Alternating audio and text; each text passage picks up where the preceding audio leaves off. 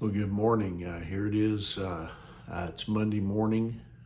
Today is it's October the 16th, and I certainly I hope that you had a great weekend. I hope that you were able to be with maybe be with family and friends and just have a wonderful weekend. Hope that you were able to worship at the place of your choice yesterday and have a great day.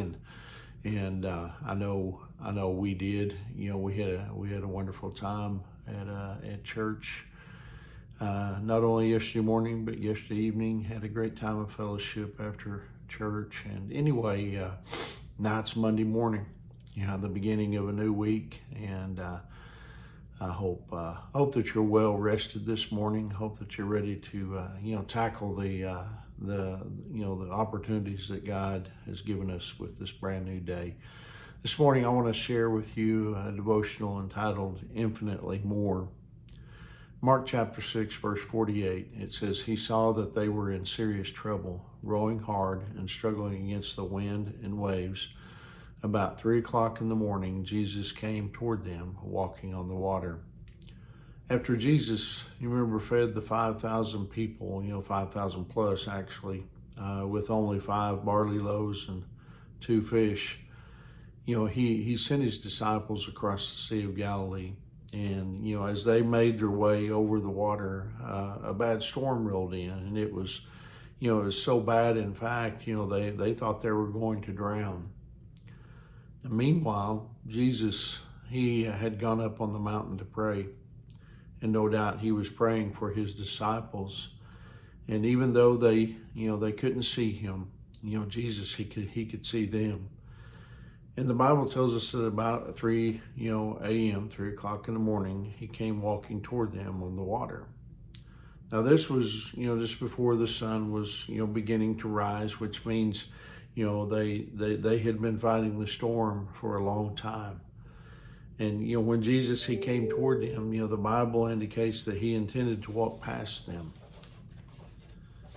But the disciples, they called out to him, and he then boarded, their ship. Jesus appeared later than they expected, but he did return. Now sometimes, when we're praying for someone or something, we say, "Lord, it's getting dark. It's getting late. You must do something now. Why haven't you done something?"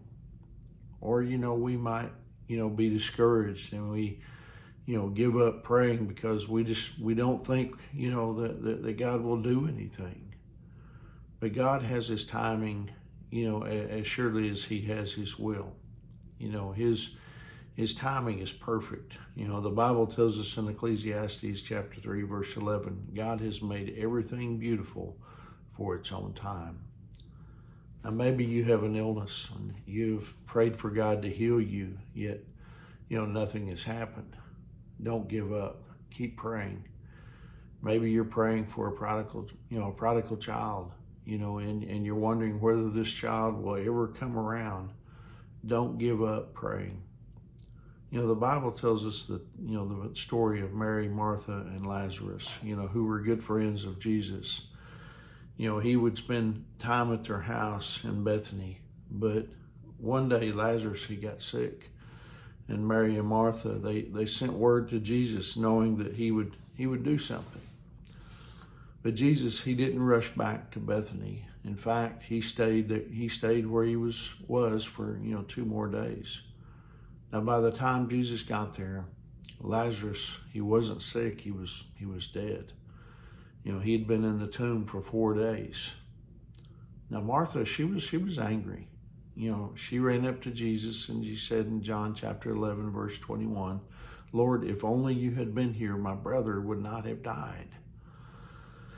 In other words, she was saying, "Jesus, you blew it. We were bragging about you to all of our friends." Now, even Mary said the same thing. But then Jesus, he went to the tomb of Lazarus and he raised him from the dead. Mary and Martha wanted a healing, but you see, Jesus, he wanted a resurrection.